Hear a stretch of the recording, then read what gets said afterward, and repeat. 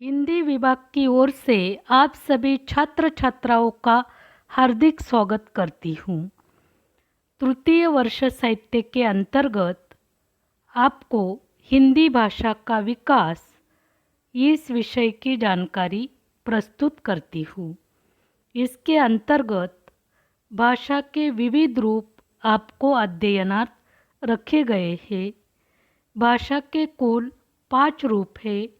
इसके अंतर्गत आज चौथा रूप राष्ट्रभाषा, इसकी जानकारी प्रस्तुत करती हूँ।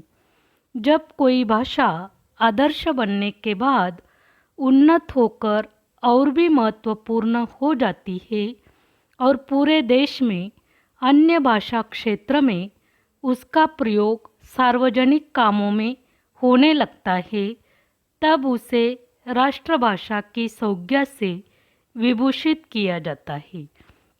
अर्थात जो भाषा समुच्च राष्ट्र में अधिक व्यक्तियों के लिए विचार विनिमय एवं पारस्परिक व्यावहारिकता का माध्यम हो, उसे राष्ट्रभाषा कहते हैं। संपूर्ण राष्ट्र में वह व्यवहार का माध्यम बनती है। एक विभाग या भाषा के लोग दूसरे विभाग या भाषा के लोगों से राष्ट्रभाषा के माध्यम से संपर्क बनाए रखते हैं।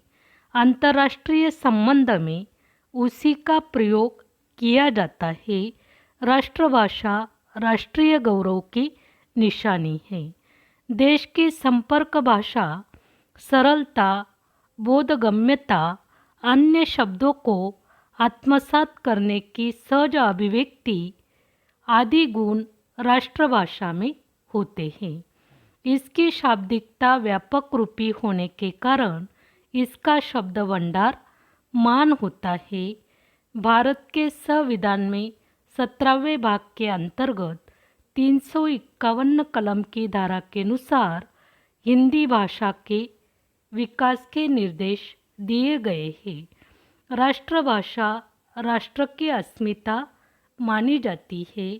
राष्ट्रभाषा के रूप में अधिक विकसित अगर कोई भाषा है तो वह हिंदी है। भारत में अनेक भाषाएं हैं, लेकिन इन भाषा का प्रतिनिधित्व करने का काम सिर्फ हिंदी भाषा करती है। विविध जातियों धर्मों के लोग इस देश में रहते हैं। उसमें एकता निर्माण करने का कार्य हिंदी के आधार पर किया जाता है। भारत में आर्य अनार्य भाषाओं के आधार पर राष्ट्रभाषा का विकास हुआ हमें दिखाई देता है, लेकिन राष्ट्रभाषा के प्रति जैसी अस्मिता होनी चाहिए, उसका अभाव भारत में दिखाई देता है। उसका यही कारण है कि राष्ट्रभाषा की गतिशीलता, तीव्रता भारत में नहीं है। इसके अनेक कारण हैं। वह यह भी कहा जा सकता है कि राष्ट्रभाषा की उपेक्षा राष्ट्रद्रोह माना जाता है, लेकिन भारत में राष्ट्रभाषा का रूप जैसा होना चाहिए वैसा दिखाई नहीं देता है। राष्ट्रभाषा राष्ट्र की गतिशील चेतना का प्रतीक होती है, सांस्कृतिक ऊर्जा का प्रतीक होती है। राष्ट्र में भावनात्मक एकता निर्माण करने का कार्य राष्ट्रभाषा करती है। किसी भी देश में राष्ट्रभाषा का महत्व सबसे अधिक होता है। भारत में स्वाधीनता के पूर्व ही हिंदी ने राष्ट्रीय एकता निर्माण करने में अपनी भूमिका अदा की थी। स्वाधीनता के पूर्व ही हिंदी में लोगों ने वैचारिक जागृति करने के कारण स्वाधीनता आंदोलन को आसान बनाया गया था। देश के सभी नेताओं ने हिंदी में ही अपने विचारों को प्रकट करके उस भाषा को समृद्ध किया था। राष्ट्रभाषा राष्ट्र में एकता निर्माण करने के साथ साथ राष्ट्र की संस्कृति संरक्षित करती है। भारत में दिखाई देने वाली विविधता हिंदी के आधार पर लोगों में दिखाई देती है। राष्ट्रभाषा की ओर हमारा देखने का दृष्टिकोण निस्वार्थ होना चाहिए, वह दिखाई नहीं देता है। दूसरी बात यह है कि भारत की राजनीति खेली जाती है। इसी कारण संविधान में राष्ट्रभाषा के रूप में हिंदी तो, लेकिन व्यवहार में हम अंग्रेजी का प्रभाव ज़्यादा दिखाई देता है। इसी मानसिकता के कारण जैसी प्रगति भारत की होनी चाहिए वैसी दिखाई नहीं देती है।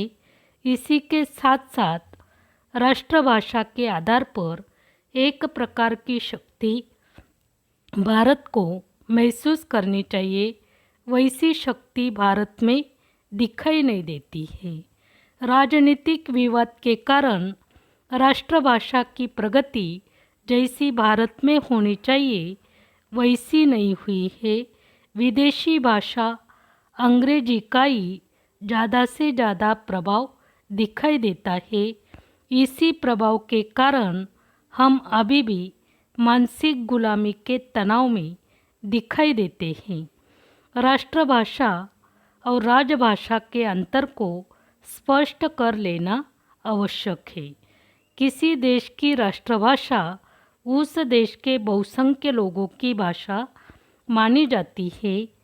जब कोई भाषा अपने महत्व के कारण राष्ट्र के विस्तृत भूभाग में जनता द्वारा अपनाई जाती है, तब वह राष्ट्रभाषा का पद प्राप्त करती है।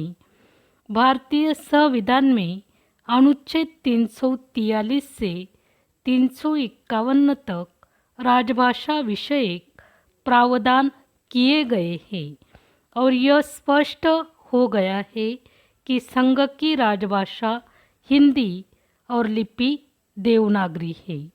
हिंदी भारत में राजभाषा है। साथ ही भारत के बहुसंख्य लोगों की भाषा होने के कारण उसे संवैधानिक रूप में मान्यता प्राप्त हुई है। वह राष्ट्रभाषा का देश के संविधान से कोई लेना देना नहीं है। इस प्रकार आज आपने राष्ट्रभाषा का रूप, इसकी जानकारी प्राप्त की। आगे हम राजभाषा के बारे में जानकारी प्राप्त करेंगे। धन्यवाद।